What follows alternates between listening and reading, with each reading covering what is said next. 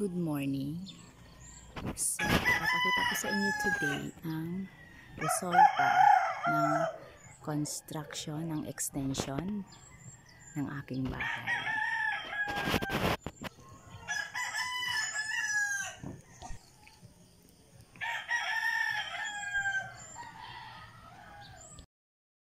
Diyan na nabasa na yun, dito na sa baba. Sa baba.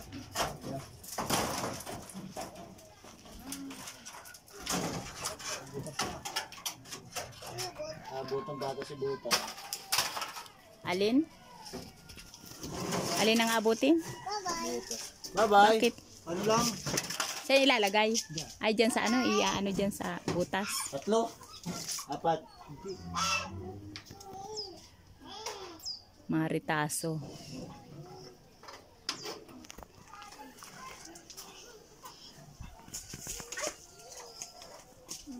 Oh, 35.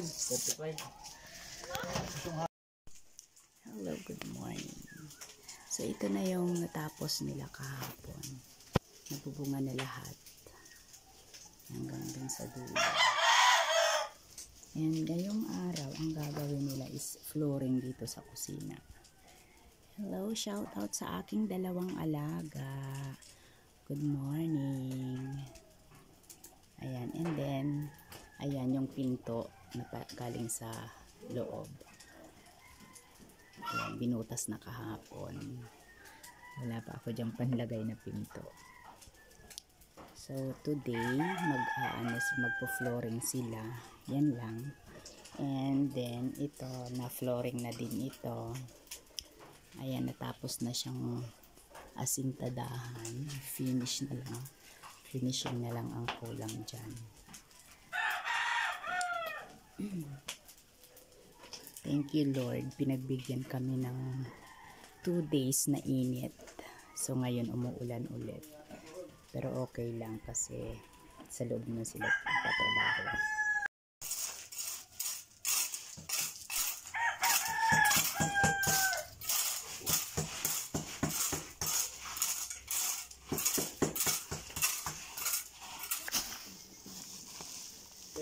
Ayaw mo.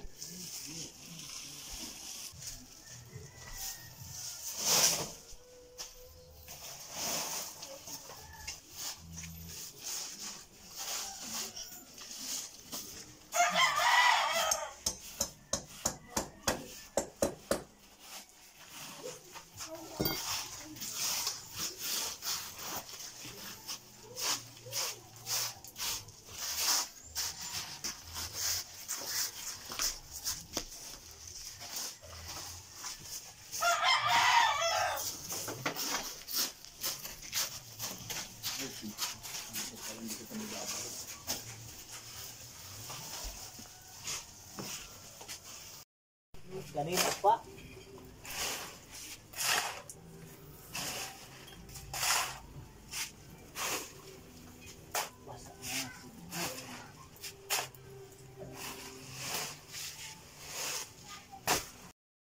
Hello po, good morning. So, ito na po yung natapos. Ayan, ito yung kusina. So, yan, lalagyan pa ng lababo dito. And then, itataas pa itong dingding. So, yan na siya. So, yun yung kwarto.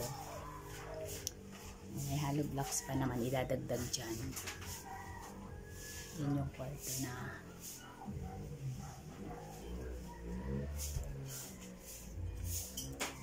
yan. Dito ko muna nilagay yung mga gamit sa kusina.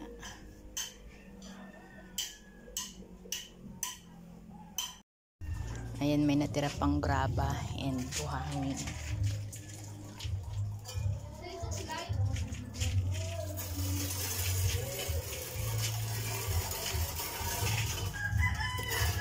So, ito, grills ang ilalagay na lang dyan.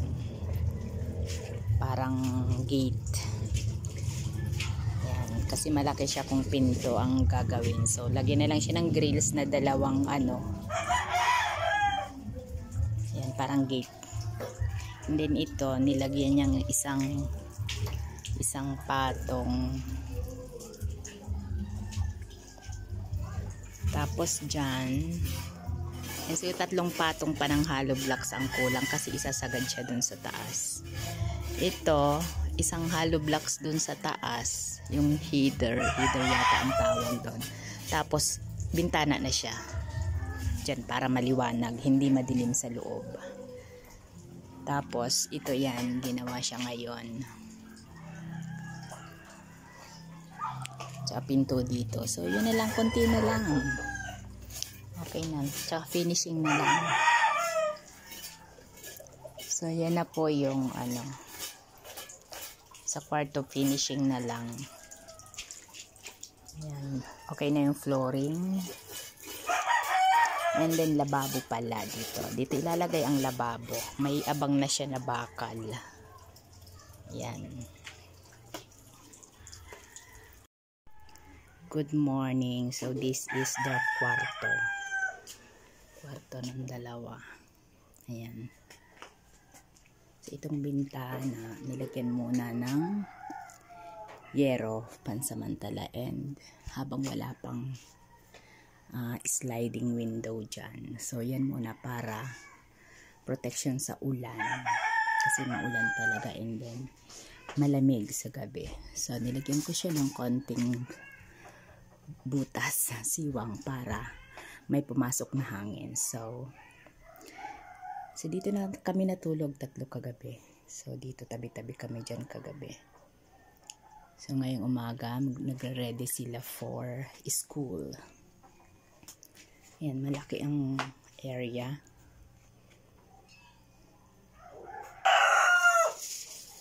And this is the kusina.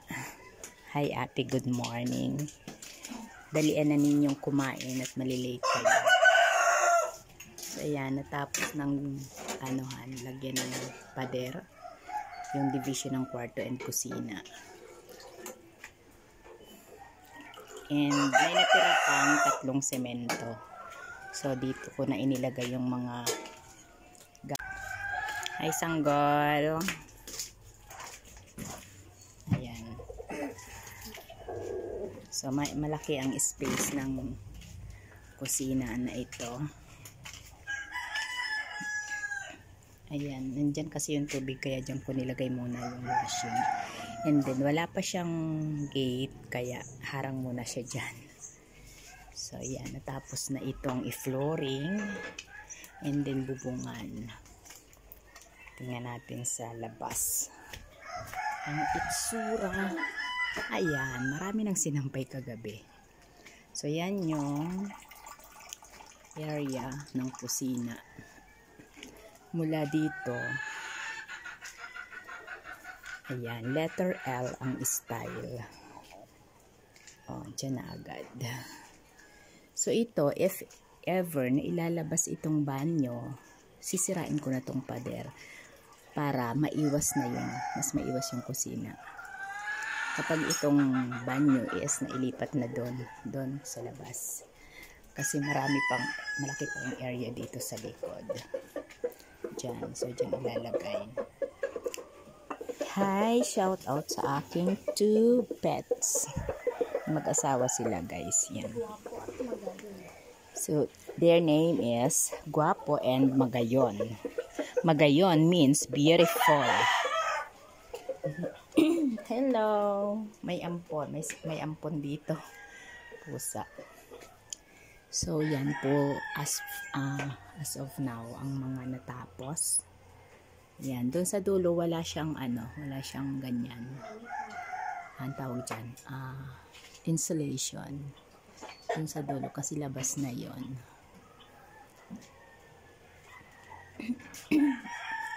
And then meron pang natirang graba and buhangin. Kasi buhangin hindi siya pwedeng pang finish. So yung graba mailalagay siya is doon sa CR na gagawin sa likod. And then labahan. Yan, doon siya mailalagay. And then yung buhangin. So ito okay na ang dingding. Ito wala na siya dyan sa taas.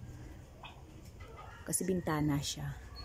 Ito kinulang lang ng mga 12 siguro. 12 or 12 pieces or basta punuin yan. mga 18 pieces, kung 3 patong pa ang kulang. 18 pieces ng hollow blocks. So, yun na lang ang kulang dyan. Okay na yan. And then, pinto na lang. Yeah. Kasi ito, ganyan na talaga siya. Half body lang talaga siya. And then, screen ang ilalagay ko dyan. Para fresh ang air sa labas galing. Yan. So, that's all for today. Thank you so much po sa mga blessings ni Tita Annabelle. Thank you, thank you. So, this is si Tita Annabelle yung nagpagawa. Only Tita Annabelle. Yung materials and labor and everything. Ayan. Thank you so much po.